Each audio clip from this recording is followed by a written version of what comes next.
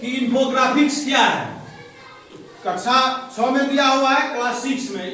तो इसको सूचना तंत्र हिंदी में कहते हैं, जिसके द्वारा किसी जानकारी या डेटा को चित्रों, चार्ट और रंगों के माध्यम से आकर्षक रूप में सूचनाओं को व्यक्त किया जाता है, उसे सूचना चित्रण या इंफोग्राफिक्स कहते हैं। पैलिंड्रोमिक संख्या, पैलिंड्रोमिक नंबर ये है, इसको विलोम पद कहते हैं। ऐसी संख्या जिसे आगे और पीछे दोनों में से किसी भी तरफ से पढ़ने पर संख्या समान ही रहता है, उसे विलोम पद या पैलिंड्रोमिक, इंग्लिश में पैलिंड्रोमिक संख्या कहते हैं। तो अब हम लोग इंफोग्राफिक्स को सीधा समझ सकते हैं। इंफोग्राफिक्स का एकदम सरल एग्जांपल है, और इसका मतलब यह है कि जब हम किसी सूचना को, किसी भी जानकारी को, इंफॉर्मेशन मतलब क्या, सूचना, ग्राफिक्स मतलब चित्र बनाकर, तो किसी भी सूचना को चित्र द्वारा आकर्षक तरीके से समझा देते हैं। कोई चीज हम मुंह से बता देते हैं पर पता नहीं चलता है, नहीं, सिर्फ हम परिभाषा रख लेते हैं, समझ नहीं पाते हैं।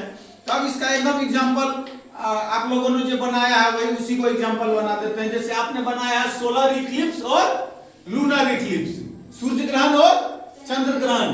ये इसका सबसे बड़ा उदाहरण है कि सूर्य ग्रहण और चंद्र ग्रहण की सूचना देने के लिए, जानने के लिए हमने क्या किया, चित्र बना दिया। नहीं, अब यहाँ मृदा के विषय में जानने के लिए हमने क्या किया, चित्र बना दिया। तितली के विषय में जानने के लिए हमने क्या किया, नहीं, हिंदी में भी किसी कहानी को बताने के लिए चित्र बना दिया जाता है, ज्योग्राफी में मैप बना दिया जाता है, गणित में चार्ट बना दिया जाता है। नहीं, सब सब्जेक्ट को इसके द्वारा समझाया जाता है, तो इसी को इंफोग्राफिक्स कहते हैं। और एक संख्या है पैलिंड्रोमिक। पैलिंड्रोमिक मतलब होता है ऐसी संख्या जिसको चाहे हम दाएं से पढ़ें, चाहे बाएं से पढ़ें, चाहे दाएं से पढ़ें, चाहे बाएं से पढ़ें, तो क्या होगा, वो क्या होता है, बराबर ही होता है। जैसे हम एक लिख के दिखा दिए 1 2 3 4 5 6 7 8 9 10, इतना पर नहीं समझ पाओगे। किसी को समझो 121 को इधर से भी पढ़ेंगे, इकाई को इधर से भी किसी तरफ से पढ़ेंगे तो यही होगा,